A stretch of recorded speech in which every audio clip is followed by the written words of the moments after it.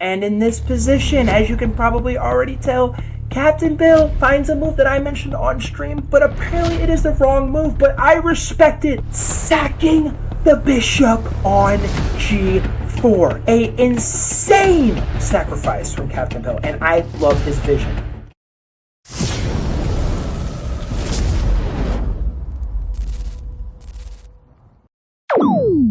All right, reviewing all of our chess tournament games that we had here today. Today, as I'm recording this, it is September 23rd, 2025. This video will be going up a couple days later. But let's get right into the reviews. So, as you saw in the intro, we had a chess tournament today, and you saw the bracket, and we're going to be going down each bracket game one by one and exploring what exactly went wrong and what went right for all the players involved. So for our first match, we have Mongo against Exploring Chess. And speaking of exploring, how convenient is that our first person is exploring chess? So let's go ahead and start this review. I always like to pull up the analysis. So Exploring Chess plays e4, Mongo responds with e5. Then we get knight f3, knight c6, knight c3, knight f6. A very principled four knights opening. And I will say this right out the gate, it looked like Exploring Chess was very familiar in this game because he played very, very fast and he was very effective in his attacks.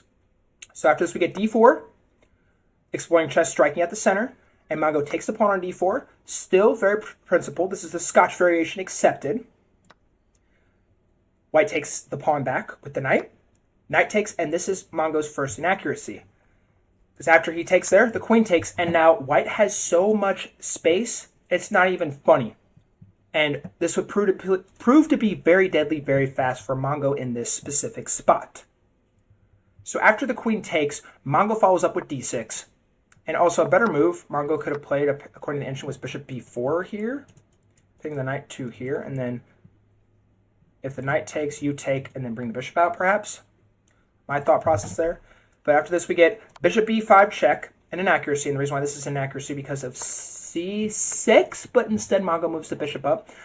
It's important when you're making moves like this that you are playing moves that don't lose a tempo. If Mongo would have played c6 in this spot, the pawn would have gotten development, and along with the queen, and White would have lost a little bit of tempo here.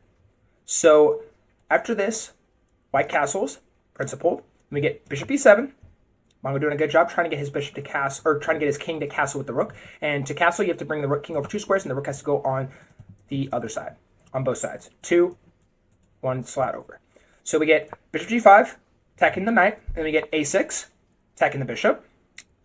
And now we get bishop c4, and the better move would have been to play bishop takes on d7, apparently. So he slides the bishop back, we get h6, bishop takes on f6 now. Bishop takes back on f6, queen d5, because the queen was under attack, and then we get castles, and then queen takes on b7. And now it looks like in this spot that White actually has a very solid advantage as it stands. However, Mongo needs to play rook b8 because this is in fact a poisoned pawn. Because when the rook slides over, and if the queen takes, Mongo is going to take the pawn now, and now this knight is actually hanging. Because that pawn right there was covering it. So Exploring Chess will have to do something about that. But we did not, in fact, get this. Instead, we got bishop takes on c3. And I honestly don't hate that move. I still think that's a very principled move, very reasonable. And we get b takes back on c3, the only move. Bishop e6. Bishop takes on a6, which is apparently a bad move. Then we get queen f6, queen c6, queen g6, rook fe1, bishop h3. And I love the idea from Mongo, although it is too little too late. Because White is up 2 pawns now. And Mongo needs to figure out a way to try and stop the attack coming down here. He needs to reinforce his structure somehow. A better move here would have probably been to play, it says rook a7. I don't know who in their right mind would play rook a7. But rook a7, bishop d7. Because when the queen takes, the rook takes. And then, yeah. So we get bishop h3, g3, queen f6, and that's the best move on the board. Well done by Mongo finding that one. But as it stands, Mongo is down over a minute and 38 on his clock. So we get bishop e7, attacking the rook, And now the rook slides over to rook a b8. The best move that he needed to go was rook a7, apparently. And he also could have put anything on the a file, apparently. Rook a5, rook a3 is a move too. Crazy, because when you go rook a3, you're now attacking. You're attacking this pawn here. So we get rook b ab8, and then we get e5. Very well done from exploring chess, striking at the center, attacking the pawn and the queen simultaneously.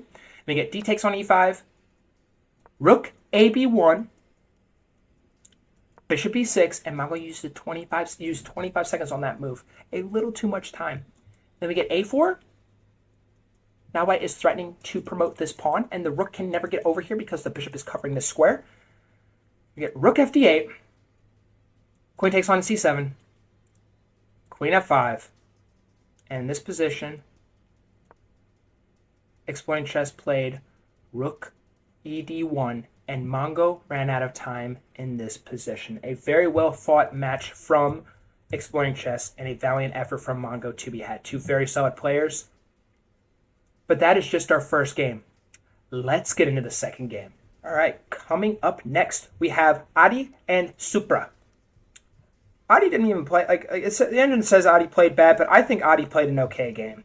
The engine's going to roast him, but I think he played a very respectable game. So Adi opens the game with e4. Supra responds with c5, a Sicilian line. Then we get knight c3. Good job from Adi. I preach this to all the beginners that I teach, that I have in my Discord, all the beginners involved. When you are playing chess, your two top goals are to get these four pieces into the game as quickly as you possibly can. These are your attackers. Not the queen, not the rook. Perhaps sometimes you can move the queen out, but I just will never ever preach that because I think it is bad. I think it can lead to bad things. It's more time off your clock you have to think about. Try to get these pieces into the game and control these four squares as much as you possibly can. So, Supra follows up with the move e6. Very well done from Supra. And then we get d3. Good stuff. And it's always tricky here because you do block the bishop in here. That is a move you can play.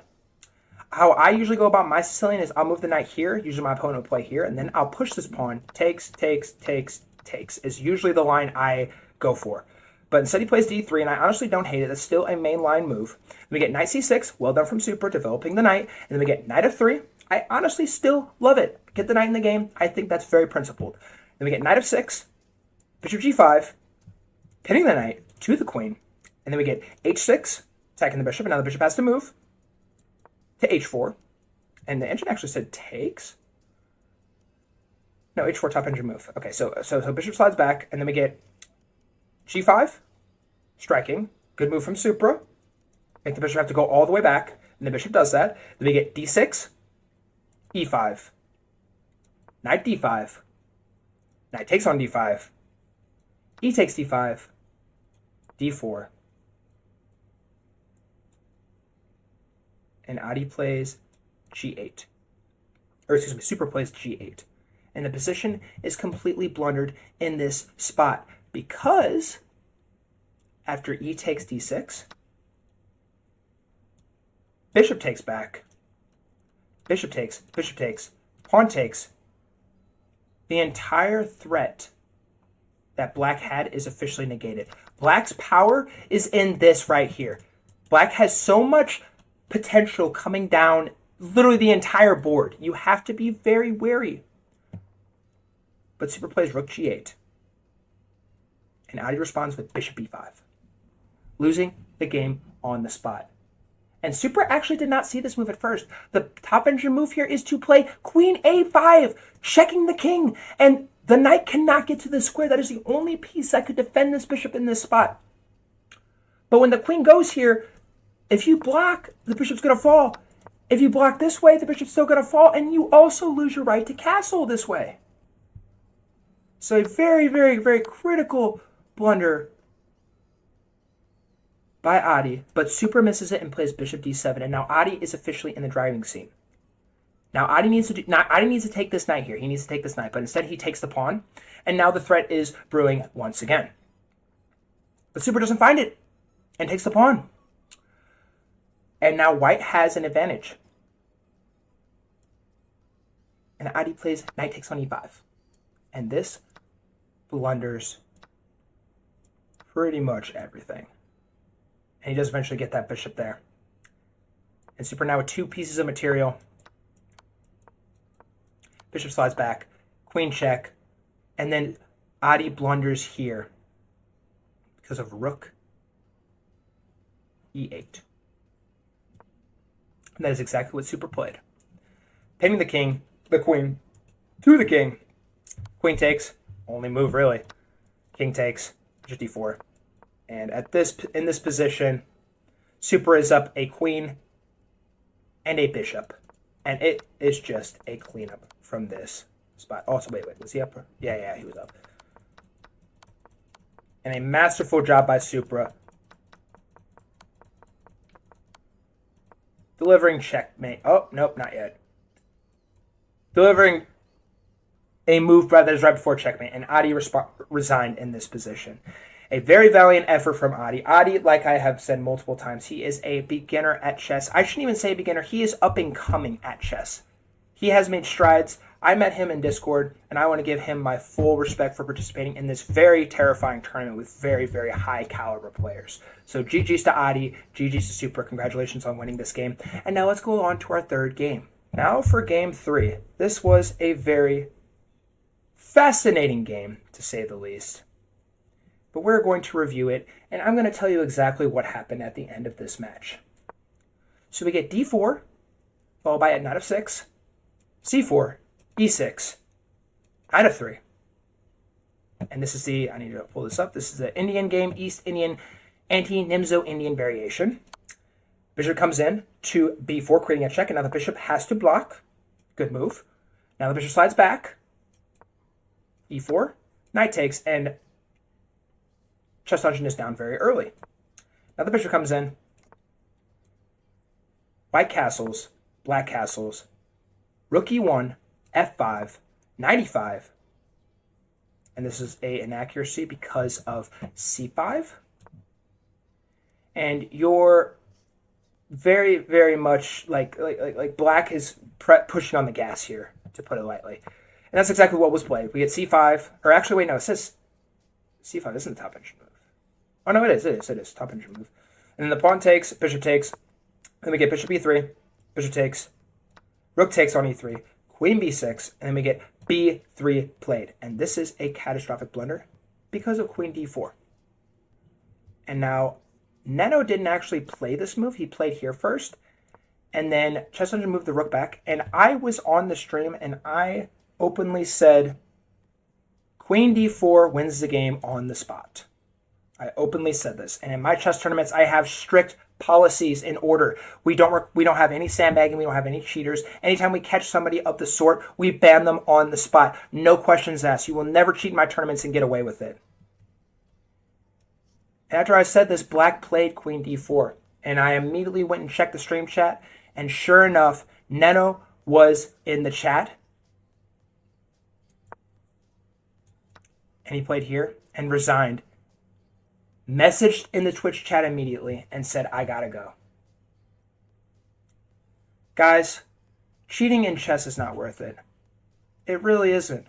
Sandbagging in chess tournaments isn't worth it. I want this to be a testament that you are more than capable of achieving your desired ELO in your lifetime. I want myself to be proof. I started off at 900 ELO. And I went from 900 ELO to 2000 ELO. It is possible. But cheating doesn't solve that. It's not worth it. So let this be known. Don't cheat. Play the game with respect. And with that being said, guys, let's get on to our fourth match. All right, and for our fourth match, we have Captain Bill playing with the white pieces, and then we have Katie playing with the black pieces. A very stellar game from these two, so let's get right into it. So the game starts off with knight f3, then we get d5, c4, d takes c4, e3, knight f6. Excuse me, I'm losing my voice. Bishop takes on c4, very principled, and this was a ready opening, ready gambit accepted. Excuse me. So the knight moves to c6. Good development from Katie. I honestly don't hate it. I see the vision, trying to get pieces in the game. I think that's very reasonable. So after this, we get d4, followed by e6, played by black, and then we get knight c3, bishop b4, pinning the knight to the king, I like that move from Katie. And you also simultaneously free up your king to castle. So well done by Katie. Bishop d2. Knight d5. Knight comes in to attack everything. And apparently this is an inaccuracy because of rook c1. After rook c1, we have black castling. And black is just chilling. Black is just big chilling here. But instead we get knight takes knight. And then we get bishop takes bishop. Wait, yeah, right? Yeah, bishop takes bishop. Then we get queen takes on d2 back. E takes d5. Bishop d3. Bishop g4. Bishop e2. Bishop takes on f3. Bishop takes back on f3. And it is deadlocked as it stands. Both players with a lot of time on their clock, and they are officially out of the opening. We are heading to the middle game. So we get knight e7, sliding the knight back. And I see the idea here. It looks like he's trying to push this pawn here, which makes sense. And he does. Well done by Captain Bill. Well done by Katie. And now we get queen takes, rook c1, castles, b4. That's a crazy move from Captain Bill. Well done by Captain Bill, finding b4, top engine move, striking down the queen side of the board, trying to create threats. We get a6, followed by a4, g6, king e2, rook a8, rook a8, rook c2, knight f5, rook hc1, knight h4, and this is a mistake from Katie. But after g3, knight takes the bishop, king takes back, and then rook fc8. And this is completely losing because of b5. When the pawn takes, you take back. This pawn cannot take because the rook is going to take, and Captain Bill will win this game if that in fact happens.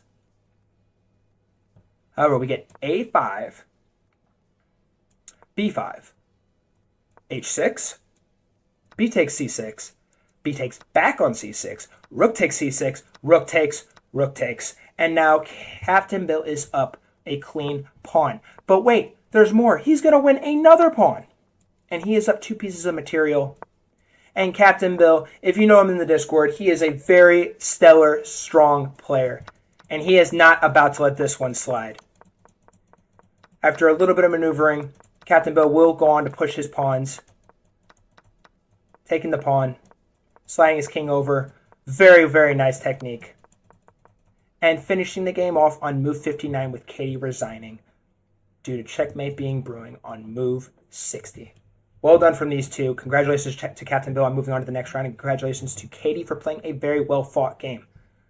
Like I said, both these players are very stellar, and I'm very happy to have them in my Discord server, and I hope to see more of them very soon. So with that being said, let's get into our first game of round 2. So for our first game of round 2, we have Supra playing with the white pieces, Exploring Chess playing with the black pieces. And I want to watch from Supra's perspective this game because he went crazy, absolutely crazy in this one. So let's get right into it. In this game, Supra opens the game with knight of 3. Black responds with c6. Knight c6, mind you. e4, e5, knight c3. Knight of 6, and in this position, Supra sacrifices the knight. A gambit of sorts called the Halloween Gambit. And essentially the goal of this gambit is after black takes the knight back, Supra will strike with d4, and no matter where black goes, he's going to have to keep shifting knights. He's going to have to. When the knight comes back to c6, the pawn is going to push again, and the advantage is very quickly lost by Exploring Chess. Because Supra, after sacrificing an entire piece of material, finds himself with an insane space advantage. These two pawns are absolute weapons of mass destruction, and these knights are going to continue to have to keep moving. And Exploring Chess has all his pieces are blocked. They can't do anything. Black responds with knight e5. Best move on the board. Well done. Then we get f4, striking, making the knight have to move again. Very nicely done. And you don't even got to worry about this pawn because the bishop still covers. And Supra finds another great move. That is our third great move of the game, and we are on move 8. Supra putting on an absolute clinic of opening theory, playing the Halloween Gambit. So we get knight g8, d6. C takes d6, great move from exploring chess, and he is now in an advantage. He takes back on d6, then we get knight f6, and Supra now has a lead again. Knight b5, second top engine move, looking to create the fork, while also defending this pawn. The queen did still cover the pawn, but still looking for more ideas. And I honestly thought queen a5 would have been an option, because then you would have had to force the knight back, maybe. But you don't actually have to do that, because the bishop still covers.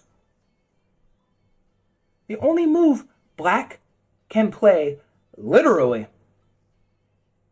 is queen b6. And I guess he can't play queen a5. Queen b6, check. Oh, but apparently that's bad. But after this move, exploring chess plays knight d5. Blundering the knight in one move. Supra very quickly takes the knight back, and Supra is a 5-piece, or he's about to be at 5 pieces of material. Sorry, 6 pieces of material. And black's position is just so claustrophobic. He has no room to breathe. No room.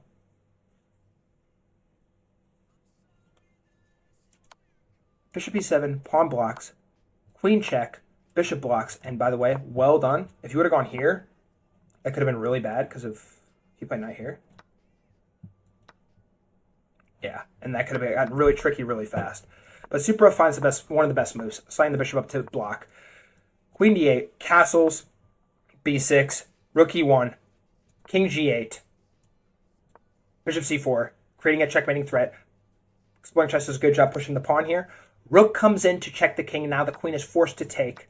Knight takes back, king slides down, and it will be mate in one move. And Supra finds it on move 24 after playing the Halloween Gambit. By the way, video coming soon of the Halloween Gambit. A exquisite touch.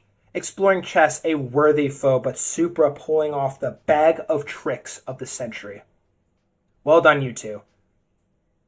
But with that being said, let's get into our second and final match of round 2. All right. So, for our second and final match of round 2, we're going to watch from Black's perspective, because I haven't watched any games from Black's perspective in this review. So, both players played very good, I thought. I thought they played decent games. But let's get right into it. So, we got d4 played, g6, c4, bishop g7, v-turning the bishop. I love this opening for Captain Bill. I love the King's Indian style play. We get knight to c3, pawn d6, pawn e4, knight c6, pawn e5. Now the pawn pushes. And this is the modern defense Averbach-Kotov variation. So now the knight jumps in. And I didn't like this move very much because after the knight takes, I mean, the pawn is doing some damage, but like, it just looks very, very vulnerable. And you can also get the knight back here and immediately start threatening it. So I didn't really like that move too much, but Chess Dungeon does find the best move here, which is moving the bishop down. And Captain Bill finds another book move, which is taking the knight. Very interesting. So now the pawn strikes at f5, pawn takes, bishop takes. They wanted you to take with the pawn here, apparently. But I honestly don't mind taking with the bishop. I think taking with the bishop is still fine. So now the knight moves to c3. Then we get a6, a4, knight e7, f3, castles, bishop d3, bishop takes on d3, queen takes on d3, knight f5. And it's a very even position. Very even position. But as you can probably tell on the screen, it's about to get very dicey very fast. So we get castles, and then we get knight takes on e3, queen takes on a3, rook f7, knight e4, h6, g3, queen e7, king g2, rook f8, rook a f8, rook f2, and keep in mind these moves are being played very quickly, and Captain Bill finds a very, very crippling mistake. because this hangs a pawn. But chess dungeon doesn't find it, and he strikes. And in this position, as you can probably already tell, Captain Bill finds a move that I mentioned on stream, but apparently it is the wrong move, but I respect it. Sacking the bishop on g4. A insane sacrifice from Captain Bill, and I love his vision. What it does is it clears out all of this, and now the queen just looks so incredibly exposed. However, there's no way to get to the king. Eventually the king's going to slide, like the rook's going to come in here eventually. The king can slide back, probably here now. And the knight's covering all these squares, and it's just crippling. But I love the vision from Captain Bill. I truly do. But after knight g3 and rook f4, Captain Bill now has a fighting chance. Because when the rook comes over to h1 and you slide the queen down, you're now pinning this knight. And this knight's completely useless. And you can eventually push this pawn. However, after rook g3, h5 was a critical mistake because the king can literally just slide and the rook is covering the knight.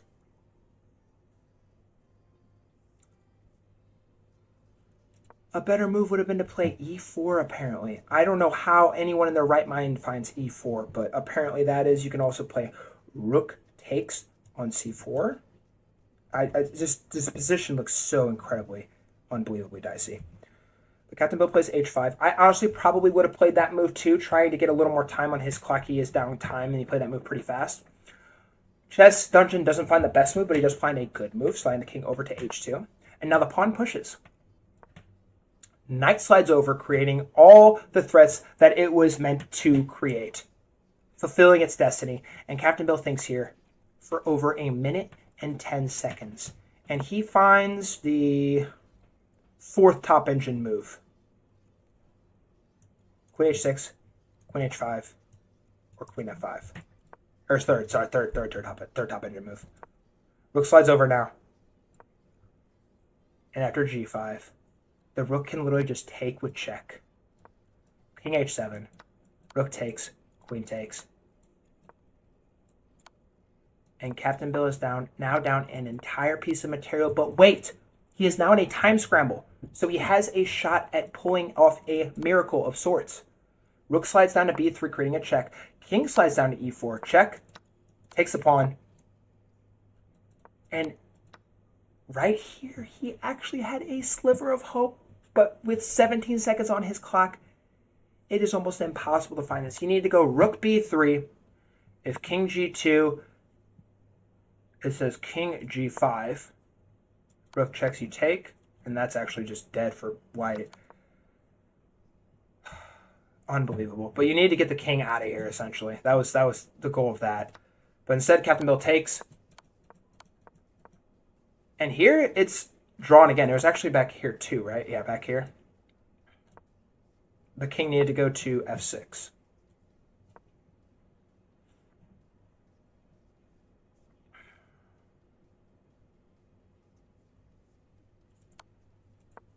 After the king goes here, and then the knight goes here. Looks like Chess Dungeon's trying to just have Captain Bill run out of time.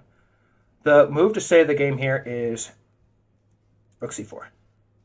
So after rook c4, if rook f7 check, king g6, and this pawn's covered. And you're just even in material. Because Captain Bill was able to gobble all those pawns. But unfortunately, that doesn't happen. And there's another draw in this spot. But now, ooh, and this is actually bad because the rook could have gotten over here. And now the king is blocking the pawn's advancement. And no matter where, like, if the, it says e4 now. Oh, and now the rook has to slide. Now something has to come over and stop this pawn. You have to. I think you got to move your rook. It says knight a7. Yeah, but that doesn't work. It doesn't get there in time. Crazy. But Captain Bill plays b5. Pawn pushes, and there's no stopping this pawn now. And on move 51, Chess Dungeon delivers checkmate to Captain Bill to advance to the final match of the Full Strive Chess Tournament. But wait, there's drama. So let's get into our final match and see exactly what kind of drama we have in store for us. All right.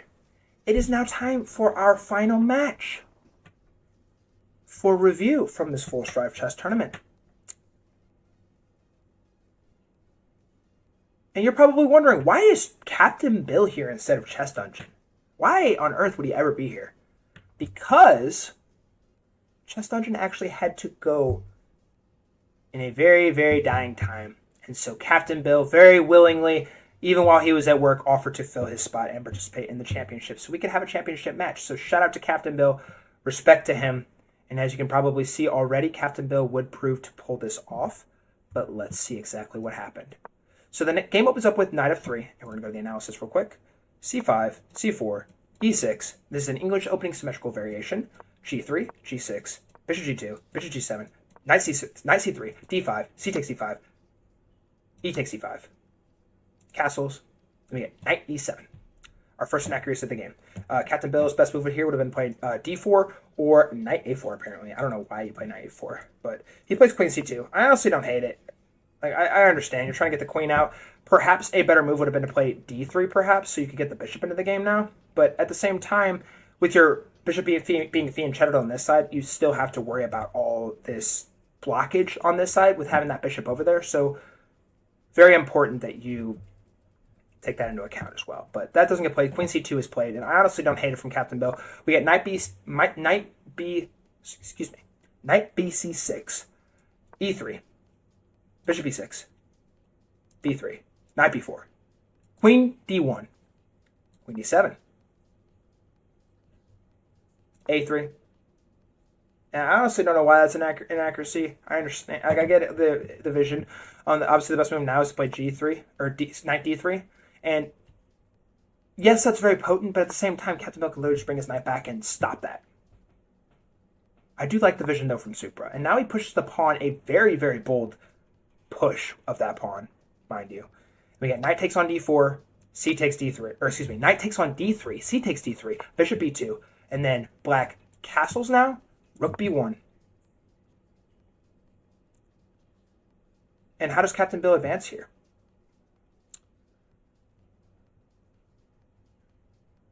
Rook a c8 is an option. b6 is an option.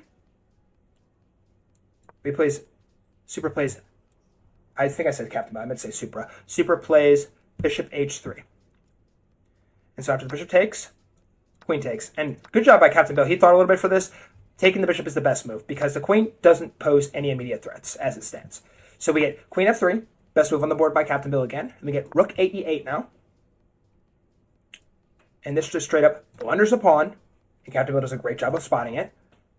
Bishop takes, and then the knight takes. The winning move here is taken with the rook.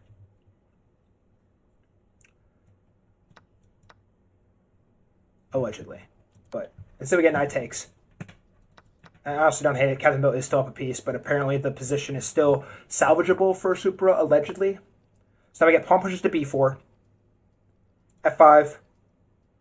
And in this position, Supra is just dead to rights. Best move here would be queen d5 check. But that is not in fact found. We get rook c4. Not an awful move. Not the best move. We get b5. Rook now slides over. Because of this crippling inaccuracy. And Captain Bill traps Supra's queen. Supra needed to get his queen out of danger. And I didn't even spot this on the live stream. And it appears I didn't even spot it on the YouTube game review of the tournament. But Captain Bill finds this move in 4 seconds. Exquisite. He knew exactly what he was planning. Well-timed move. Supra now takes the knight. Or, excuse me, the rook. G takes back. King g7. Queen d5. Rook now slides down to e5. Queen takes on d3. Rook slides over to c8. And Captain Bill is in the driver's seat. Because now he's going to collect the rook. And in this position, Captain Bill would deliver checkmate on move 33. And that concludes our game reviews for this previous chess tournament. Alrighty guys, thank you all so much for watching. If you enjoyed this video, please be sure to leave a like, comment, and tell me what your ELO is, your rapid, your blitz, your bullet, whatever it may be. I really want to know what your ELO is. Please tell me in the comments down below. And if you enjoy chess content just like this, I highly recommend you subscribe. We post videos like this every single day, and I think you will really, really enjoy the kind of content that we put out. And also, we have a chess Discord server, which will be linked in the description down below. And all you gotta do is click that, hop in, and we have chess tournaments, daily checkmates, a multitude of chess stuff that will greatly improve your ELO, help you get up there. I am in the process of launching a new course called Project 1500 ELO, and I think you are really going to enjoy the stuff that I have in this server for you. So if you enjoy chess, I highly recommend you check it out. And also, if you enjoyed this video, you might also enjoy this video. This video is really fun to make, and I think you'll find it very, very intriguing. Alrighty guys, thank you all so much for watching, and I hope you all have a great rest of your day.